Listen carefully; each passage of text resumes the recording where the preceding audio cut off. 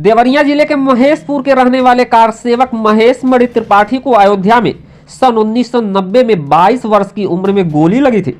22 जनवरी को राम मंदिर का प्राण प्रतिष्ठा होने वाला है, जिसको लेकर महेश मणि त्रिपाठी क्या कुछ कहते हैं और 1990 में वह किस दौर से गुजरे हैं, सुनिए उन्हीं की जुबानी। मैं राम जन्मभूमि आंदोलन का चरम चल रहा था और यहाँ से हम पैदल घर से निकले। बिहार के कुछ कार सेवक आ गए थे, 155 लोग, उनको नेतृत्व करने का हमको जिम्मा दिया गया और मैं उनका नेतृत्व करते हुए नदियों के माध्यम से नाव के द्वारा पार करते हुए और हम लोग सरजू नदी तक पहुंच गए। 24 तारीख को हम लोग यहाँ से निकले थे और 29 की रात को सरजू के किनारे हम लोग पहुँच गए।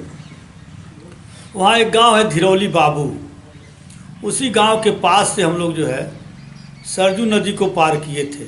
नावें सब डुबो दी गई थी, लेकिन कारसेवक वहाँ बढ़े तो नावों को खींच करके नदी में से बाहर निकाला गया और उसको पलट करके फिर सीधा किया गया। उसमें जो है नदी हम लोग 11 बजे रात को पार किए। रात भर पैदल चलते हुए अयोध्या के किनारे बंधे पर पहुँच गए। सुबह जब हुई तो लाखों कारसेवक उस माझे में से, हम लोगों जैसे बहुत से कारसेवक गए थे, सब निकले और अयोध्या की तरफ हम लोग दौड़ पड़े। दौड़ करके हम लोग सही समय से मणिराम छावनी, जिसको छोटी छावनी कहा जाता था, वहाँ पहुँच गए। सिंघल जी के नेतृत्व में हम लोगों का जत्था निकल गया। आगे आगे सिंघल जी, पीछे पीछे हम लोग। आगे जा कर के मार दिए सब, सिंघल जी का सर फट गया तो उनको उठा के लेके लोग अस्पताल चले गए। फिर हम लोगों को पकड़ पकड़ करके बसों में बंद करके और दूसरे स्थानों पर भेजा जाने लगा। तब तक एक साधु जो ड्राइवर थे, साधु बन गए थे, उनके द्वारा एक बस को जो है, जिस बस में ड्राइवर को हटा करके अपने सीट पर बैठ गया और बस को लेकर के राम जन्मभूमि की ओर चल दिए। सारी बैरिकेटिंग तोड़ते हुए आगे आगे जा रहे थे। पीछे पीछे हम सभी कार सेवक आंसू गैस का गोला और गोली खाते हुए, डंडा लाठी खाते हुए, किसी किसी को गोली लेकर घोन के पास गोली चली थी तो उसमें एक चंद्रशेखर पांडे थे हमारे यहाँ के, यहीं देवरिया के धनौती के, उनके जंघे में गोली लगी थी, आर पार हुई थी। लेकिन हम सबको छोड़ते हम लोग दौड़ते दौड़ते वहाँ तक पहुँच गए, श्री राम जन्मभूमि के पास। तब तक हमसे आगे भी कुछ कार सेवक पहुँच गए और उन्होंने ऊपर चढ़ कर के भगवा ध्वज लहरा दिया। उस समय मुलायम सिंह जी मुख्यमंत्री थे, उन्होंने कहा था कि परिंदा भी पर नहीं मार सकता था। उनके उस दंभ को तोड़ दिया गया और हम लोग जो है खुशी से झूम उठे। फिर 2 दिन हम लोग उसी अयोध्या में रुक गए।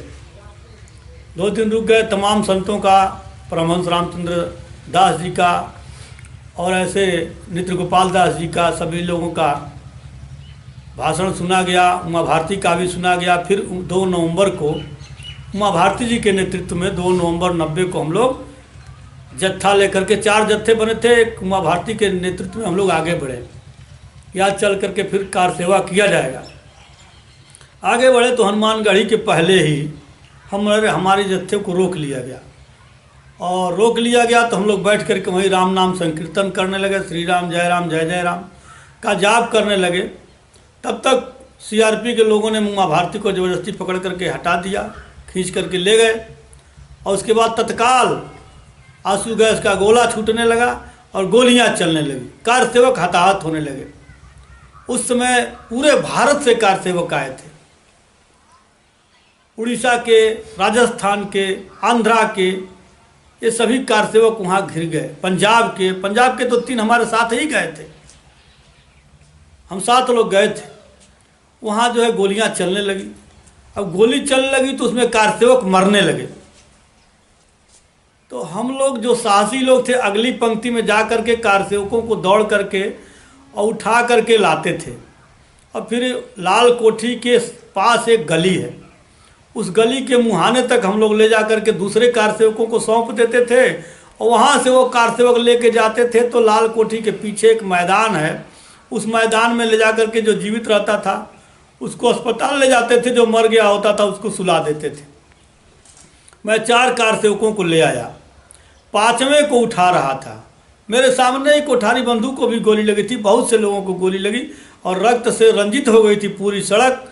यहाँ तक कि हम लोग जब लाश उठाते थे और लेके भागते तो फिसल के गिर भी जाते थे, लेकिन हिम्मत थी हम लोगों के पास। हम लोगों ने सोचा कि भाई पुलिस वाले उठा ले जा रहे हैं तो इससे अच्छा हम ही लोग ले चलें। तो हिम्मत के बल पर हम लोग गए और कार सेवकों को ले आए।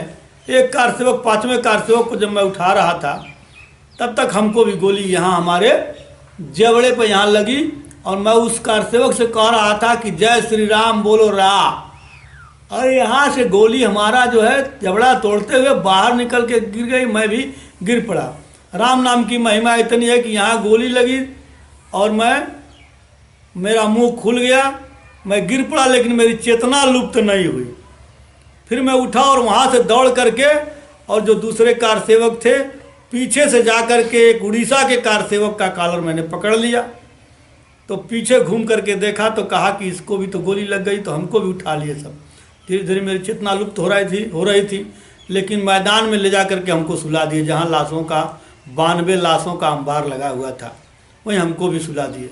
और वो कार सेवक कहा कि तो 93वां मर गया, लेकिन तब तक एक कार सेवक की दृष्टि में पड़ा कि नहीं, यह जीवित है। और वो दौड़ करके आया, मेरे मुंह में मुंह लगा करके मुझको ऑक्सीजन दिया और फिर कहा इसको जल्दी से ले चलो अस्पताल। तो 4 कार सेवक हमको अस्पताल, श्री राम अस्पताल लेके पहुँचे। वहाँ पहुँचने के बाद डॉक्टर ने हमारा दवा किया और बताते हैं कार सेवक कि आपके मुंह में रुई ठूंस दिया गया और आपके मुंह के ऊपर जो है बर्फ़ की सिल्ली रख दी गई, लेकिन वहाँ से हमको ले जाने वाला साधन नहीं था, कोई व्यवस्था नहीं थी। संजोग से ईश्वर की महिमा, एक पत्रकार तब तक आए, उन्होंने कहा कि नहीं, मैं इस कार सेवक को ले जाऊंगा। और वो अपनी गाड़ी में हमको उठा करके लदवाए और लेकर के श्री राम अस्पताल आए। हमारे साथ जो कार सेवक थे उन्होंने हमारा साथ नहीं छोड़ा। श्री राम अस्पताल से हमको लेकर के फैजाबाद अस्पताल गए और फैजाबाद सदर अस्पताल में हमारा जो है तुरंत ऑपरेशन हुआ। उसके बाद हमको लगता है 4 या 6 घंटे के बाद हमको होश आया। तो उन कार सेवकों ने बताया कि तुम यहाँ बेहोश हो गए थे। उसके बाद से जो है मैंने कहा कहाँ से मैं यहाँ आ गया, तो उन्होंने बताया कि यह घटना घटी। उसके बाद जो है हमने देखा कि हमारे बगल में एक कार सेवक थे जिसको मैंने बचाया था, उड़ीसा का था, संग्राम महापात्रा। उसको चौथे दिन होश आया तो उसने देख करके इशारे से कहा कि देखो, इन्हीं के नाते मेरी जान बची है। 5 गोली उसके पेट में लगी थी, भयानक नरसंहार हुआ। लेकिन आज जब उन बलिदानों का श्रेय मिल रहा है, हमारे सपने साकार हो रहे हैं और 500 वर्षों की जो गुलामी थी, जो जन जन में व्याप्त हमारे भगवान राम, उनकी प्राण प्रतिष्ठा होने जा रही है, हमारे लिए बहुत ही गर्व की बात।